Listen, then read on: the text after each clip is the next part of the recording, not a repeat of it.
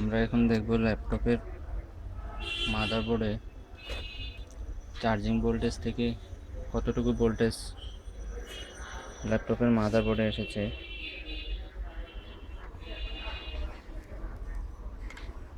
Charging কানেক্টরটা লাগালাম, এরপরে মেপে দেখব। মিটারের রেঞ্জ রাখবো 20 ভোল্টেজ। আমরা জানি ল্যাপটপের মাদারবোর্ডে 18 থেকে 20 ভোল্ট পর্যন্ত হয়ে থাকে, অর্থাৎ মিটারের নেগেটিভটা রাখবো বেসে। এরপরে মসফেট থেকে মেপে দেখব কতটুকু ভোল্টেজ আছে। মিটারে দেখব কত এসেছে,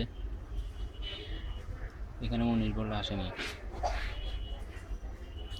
অর্থাৎ এই মসফেটটা পরিবর্তন করতে হবে। এই মসফেট পরিবর্তন করে অথবা খুলে এখানে মেপে দেখতে হবে 19 ভোল্ট আসছে কিনা।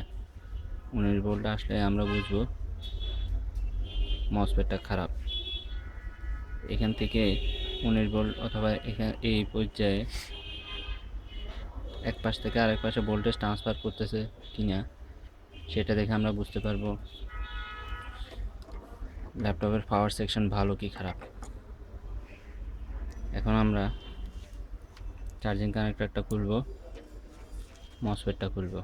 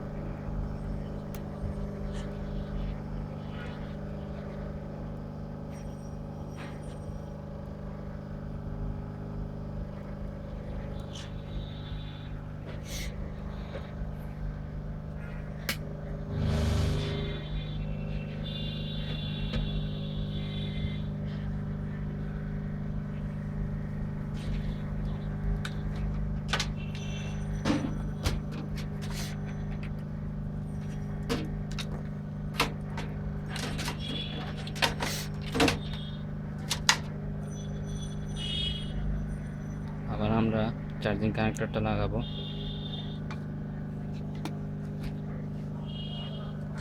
মেপে দেখবো এখানে 19 ভোল্ট আসছে কিনা। 19 ভোল্ট। বিপরীত সাইডে নীল, অর্থাৎ এখানে একটা ভালো মসফেট লাগিয়ে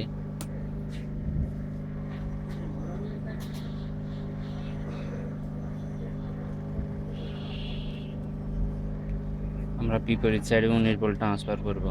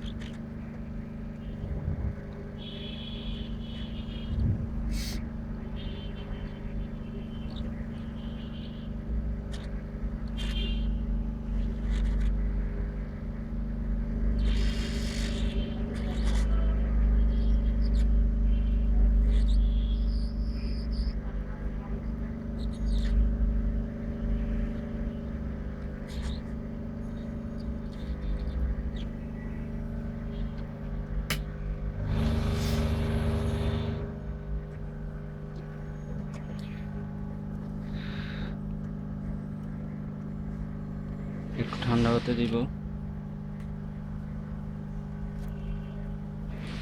চার্জিং কানেক্টর লাগাবো।